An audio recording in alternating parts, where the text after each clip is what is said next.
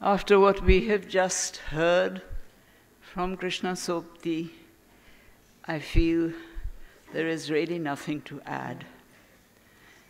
She has really summed up so beautifully what many of us have felt. But one has to speak. I will not speak about history, because I thought that Irfan Habib did a superb job on that. I would like to speak about something which worries me, because I think it's a much bigger, deeper attack. And that is the attack not just on history, on literature, it's the attack on intellectuals. I think that we are now going through a period of anti-intellectualism. And let me try and speak about that. I will soon be 84 years old. And I started teaching when I was 28 years. I've lectured in many out-of-the-way places, which I specially chose to lecture in because I thought this was one way of getting to know the country. I've also lectured in some pretty top universities. Last week, I went to Bombay to give a lecture in a college, and for the first time in my life, the police rang me up at 10 o'clock in the morning. The lecture was at 5, and insisted that I take police protection. I tried my best to dissuade them and kept insisting that I didn't need it, but they absolutely insisted, and they came and they spent the day at the house where I was staying and went with me in the evening to the college. The fear was that there are certain elements, we know who they are, part of the coalition BJP government that might throw ink or worse on me. So the police were extremely civil, very firm, very insistent about protecting me. I came home that evening after a long lecture and a long question-answer session, which was extremely lively, very useful. There were about 800 people present, and we went back and forth on all the issues. I came home in the evening feeling deeply depressed, because after 68 years of independence, I thought it is not possible for an academic to give an academic lecture on the subject of secularism without needing police protection. What have we reduced ourselves to? What have we reduced ourselves to as a nation and a society? Is this something that we should be proud of? The protests of those of us who have raised the issue of the increasing violence and intolerance are being taunted. It is referred to as a manufactured rebellion, and various speakers before me have referred to that. To manufacture is to make something by hand which exists and is tangible. This protest was not something that was suddenly ballooned up out of hot air. It has been a spontaneous anguish of many Indians who do not like the way in which our society and values are currently being mangled. The protest has been registered all over the country and continues to be so by people in various professions, not just by lefties, but, as was mentioned earlier, by business tycoons, by the governor of the Reserve Bank. And to call this a rebellion can only be described as bizarre. A rebellion is a movement against the existence of the state. we are not demanding the removal of the state. We are demanding that the crisis of murder and mayhem that has overtaken Indian society should be brought to an end. So what am I and many others, many present in this hall and many others, protesting about? We are objecting to a situation in which our society is one where books are being banned, where senior members of the BJP party ask for the burning of books, such as those of the late Bipin Chandra and myself, by the inking of faces of people who want to debate issues of foreign policy and public policy, by the assassination of rational thinkers, by the lynching of people rumored to have expressed the right to eat what they want, by the explaining away of the daily rape of women because the mindset of the men in power cannot come to terms with the idea of liberated women, and by Dalits being brutally killed. Why? Because they are aspiring to a better life. The acts that we are protesting against are not new. In the past, they have been sporadic acts, and each time many of us protested, and they have been dismissed as problems of law and order alone. In the past year, however, there has been a striking increase of such acts. The terrorist organizations, which I often refer to as the underbelly of the Sangh Parivar, whom we all call euphemistically fringe elements, have succeeded in creating an atmosphere of fear, violence, and acute disharmony. It is no longer only a law and order problem. The attempt is to control society, and especially those threatened by instilling fear. The question of which party is in power in a particular state is really, it seems to me, irrelevant. All this is happening because the essential quality of governance has declined. This decline, not unknown in the recent past, is now becoming more and more evident. The fringe elements are the ones who are calling the shots, literally and metaphorically. One is asking, who has the power and the authority to stop such crimes? Or will the general silence continue? Surely, a central government can complain effectively to state governments and can certainly exercise control over the fringe elements in its own party. Accusations have been made against us as protesters that we never protested in the past, that we have only protested against the RSS and their versions of the Hindu Rashtra and the Hindu religion, and not against others. May I take this opportunity to mention that many of us have protested against many events in the last 50 years. And let me just give you a little litany of these protests. The emergency in 1975, where some of us who objected strongly were harangued by the government of Mrs. Gandhi, whom I, for one, didn't support, even though I have been and remain a great admirer of Nehru.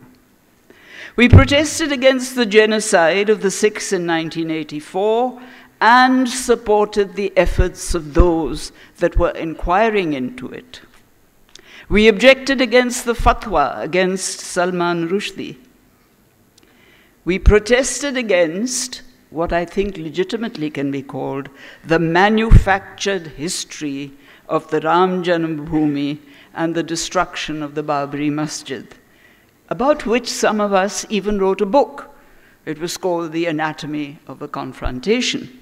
But of course, the media and the government are not exactly associated with reading books.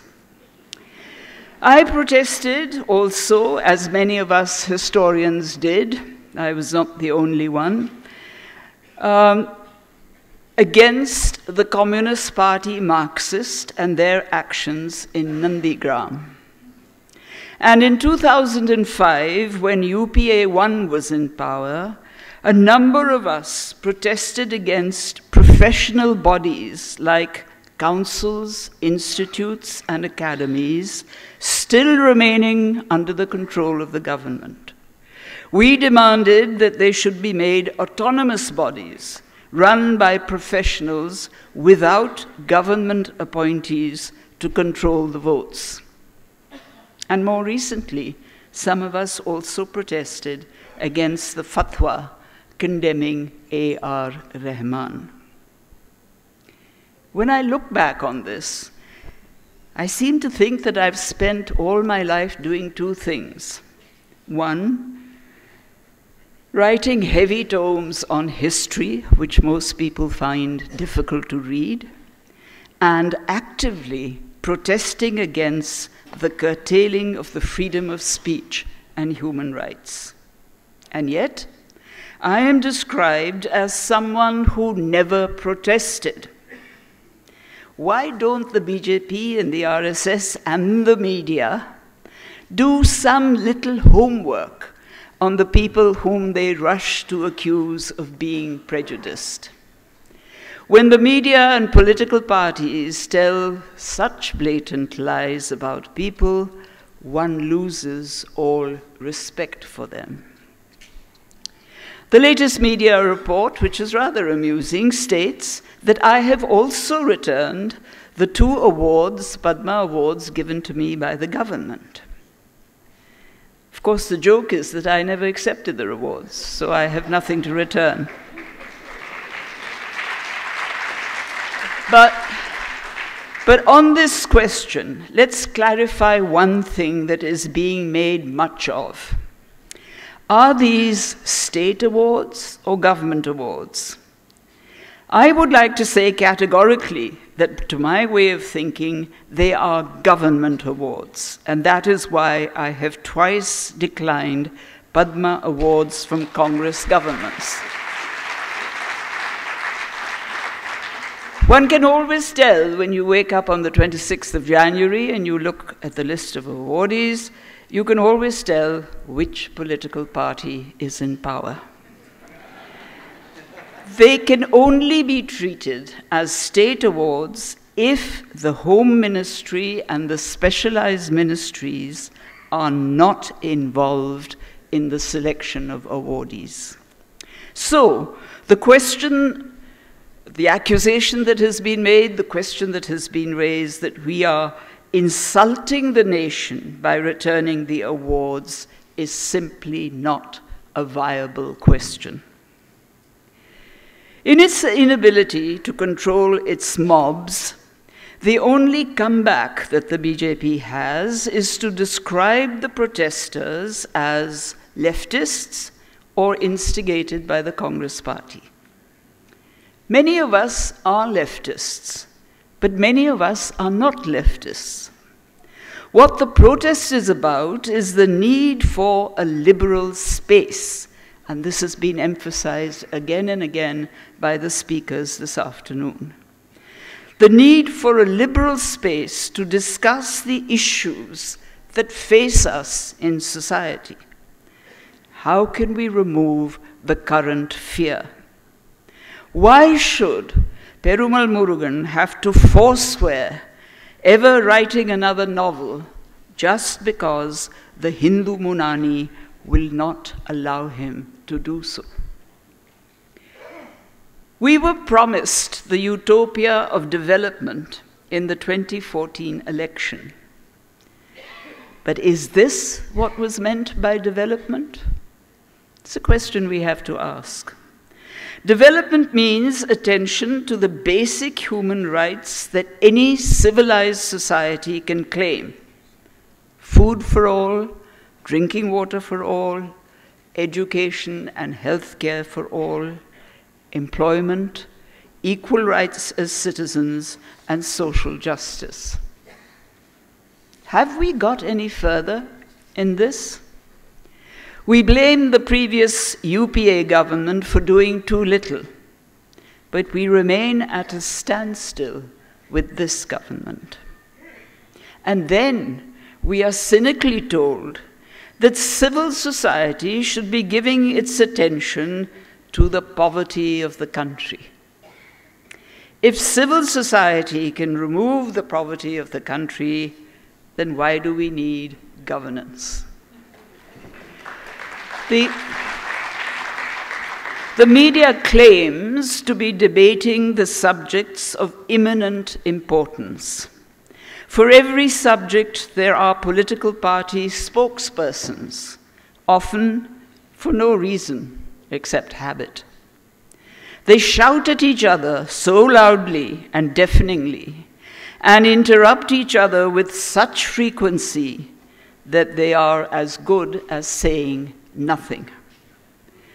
The worst was the recent disrespect by the political spokesperson towards the eminent scientist, Professor B.M. Bhargava.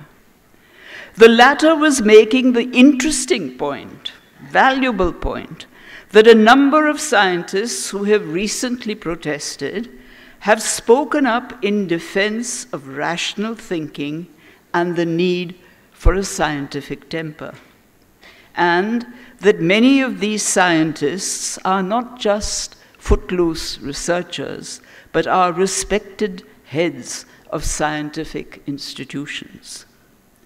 Professor Bhargava's remarks were rudely shouted down. And I would simply like to say that if politicians do not have the civility to debate an issue without being rude and crass, it might be more to the point to simply exclude them from media debates. Even the anchors seem now to be losing control over them.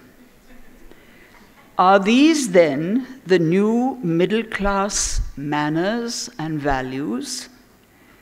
Indian civilization, which we're all so fond of quoting, those in authority and those without authority, once gave priority to respecting opposing views in the course of a debate, however much one may have disagreed with such views. That is not the case today. The culture of anti-intellectualism is busy manufacturing public opinion based on these dubious values. I was amused, in fact, to read that the RSS is accusing the protesting intellectuals of intolerance. Why? How do they define the intolerance? Because these intellectuals do not agree with the definition of Hinduism as defined by the RSS. Does this mean that the intellectual must conform to just the one ideology put out by the RSS? Debate does require a civil dialogue. Given that the followers of the RSS believe that they must spit venomous abuse at those that disagree with its ideology, and I speak from experience, there can be no dialogue. But if there is to be a wider dialogue, then inevitably one has to ask the question of how we proceed to do this.